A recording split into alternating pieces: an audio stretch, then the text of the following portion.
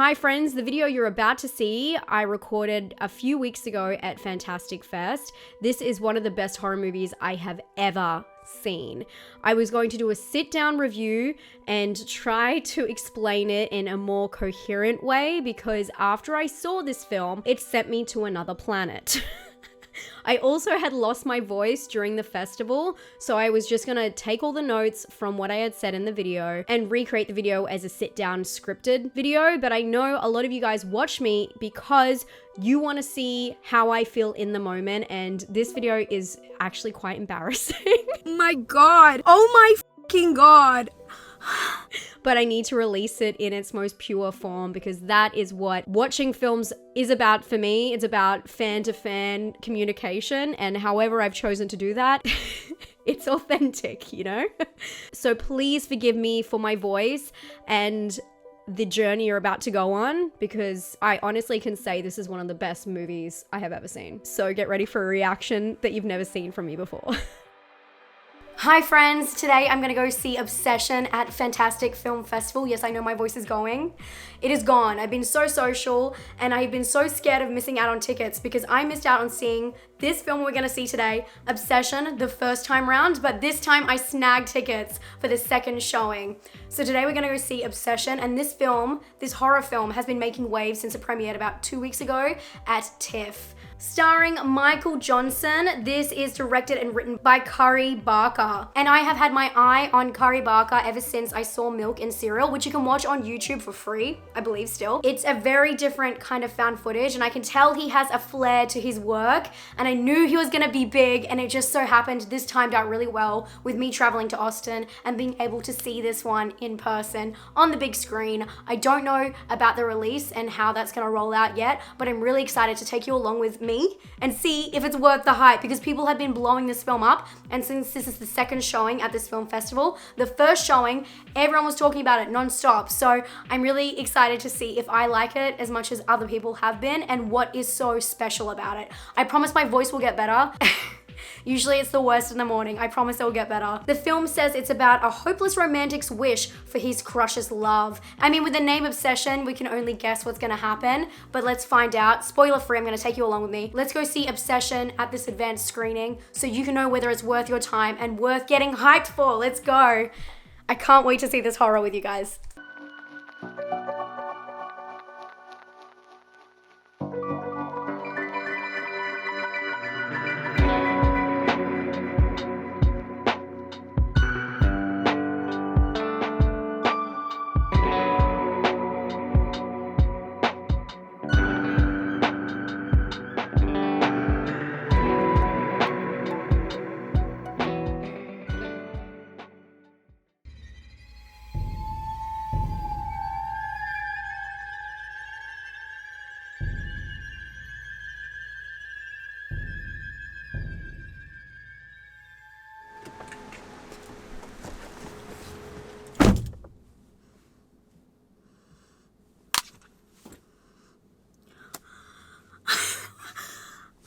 I just got out of, I can't even speak.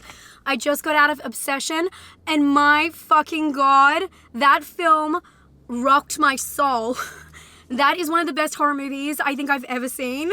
My God. Oh my fucking God. I was not prepared. My friend saw it at an earlier screening and he just said that the lead character's performance was amazing, but every single person on that cast was so well constructed and played the role to a T. It was such a ride. I promise that it goes to the extreme, and even if things seem predictable, it is so terrifying. I was so scared. I cried, I laughed, and I was terrified. All in one horror movie. And this is a debut feature from Curry Barker. This is his first feature film. No wonder it got picked up straight away. No, absolutely no wonder. I am floored. So the movie is about a guy who is trying to come out with his feelings about a girl that he likes within his friend group. It is a very simple premise, and that is what is so amazing about this film. Is it's almost like a creepypasta you've read 1,000 times, but the way it trails, the way it takes you in, and again, the acting, it's so simple, but so precise and so delicate until it's completely torn apart. So as he is trying to find a way to show this person he cares about them or that he likes them more than a friend, he comes across something in a magic spell store, like a witchy store. As soon as I realized that was the premise, I was hooked. But honestly, it went so far beyond anything. First off, the blocking of the film is insane, and that is where the scares are very different. There are so many unique movements, situations, composition. It's really such a unique take on a classic scary story, and it hits every beat with such precise timing. I found it really insane how it could snap, and I know that people have problems with tonal changes in the movie, but this movie, the way it pulls you along and it slams you against a wall, you're laughing 1 minute because you're feeling awkward, you're laughing 1 minute because what is happening is so strange, and then you're completely stunned. And the interesting thing about the film is it doesn't go too deep into the characters. They keep them quite broad and quite vague so people can see themselves in each character. I love that this film up front says that it's not a romantic horror, it's a love story. And it really fulfills the brief, unlike anything. Absolutely petrifying. It honestly has the audience under a spell the entire time. It's so strange because although this film had such a hold on me, it wasn't like it was a deep, vulnerable hold. It was emotional turmoil, seeing people at their rawest and seeing obsession, love and obsession at its most purest form, and how terrifying that could truly be. A simple story, a tale as old as time, but make it horror. Make it disgusting. And honestly, the brutality in this film is so raw and strange. And I think that's the key. It's strange. And only an indie filmmaker can pull off something like this. Only someone who hasn't been scarred. This is so bad to say, but only someone who has not been scarred yet by Hollywood, who has not had producers, and they're so mean, but not had huge people in their ear telling them what's going to work and what's not going to work. It is someone who you can tell is just a lover of the art form, which I knew from watching any of these films. Milk and Cereal, of course, is his most famous, and I did talk about that earlier. It has something very special, a special spark in it, a spark made by someone who loves the creepy and awkwardness of horror and how it can bring out those insecurities in people and leave them in that really awkward stage. I guess we should talk about the cinematography a little bit. It was very contrasty, really good set design in terms of the houses, because a lot happens in his house apartment, and a lot of that was all of the set dressing behind and the way that they fabricated these rooms. It looked very lived in, and there's a lot of disgusting elements throughout the film, and the way that they show texture without showing too much at certain points, I think that they show just enough to give you an idea or a squirming feeling deep down inside you.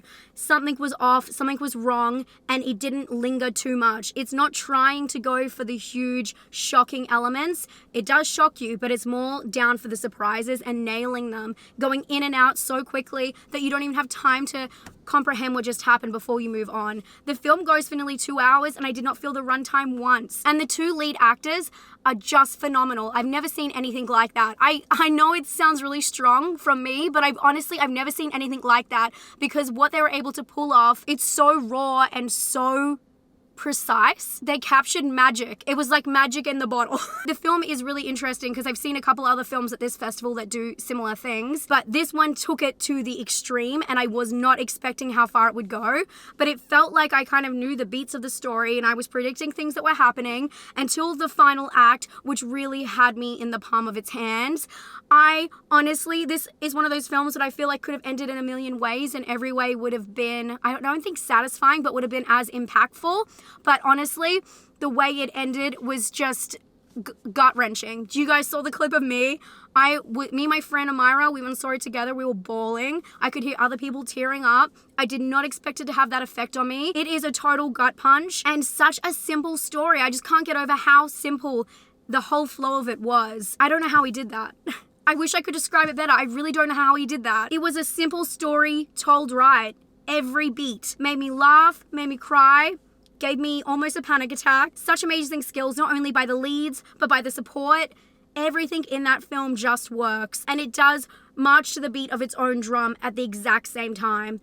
Give this guy more material. Let him do his thing. Give him money. I mean, he made that. I don't think that needed any more budget than it had. That is true filmmaking. That was a bleak film that really ripped my soul out. Such an amazing film, pulled off by an amazing cast. I highly recommend it. If you like bleak films, I will say it does have a little bit of, I wouldn't say it is like Hereditary, but it has the same kind of vibes where it's just so bleak. And I think the contrast and the cooler tones, like the bluey kind of green, it matched that in a way. And I will say that the main character at the start reminded me a little bit of Alex Wolff, but that kind of faded throughout. It all worked. It all worked fantastically. And my hat's off. I can't wait till you guys get to see this film. I do not care about overhyping this one. I think it's going to knock your socks off. I'm going to give it a 10 out of 10. My favorite film I've seen this year.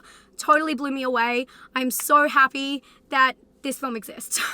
I can't wait to rewatch it when I finally get my hands back on it. For originality, I'm going to give it a 7 out of 10.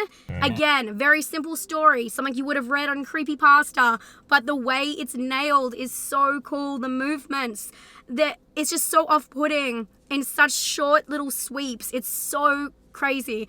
And for scare, I'm going to give it an 8 out of 10. It was scary, but it was as scary as it was tragic for me, so I kind of felt that anxiety from both of those elements. I hope I've explained myself. I feel like I'm really all over the place after seeing that. It really shook me in a way I was not expecting. I thought I would like this film.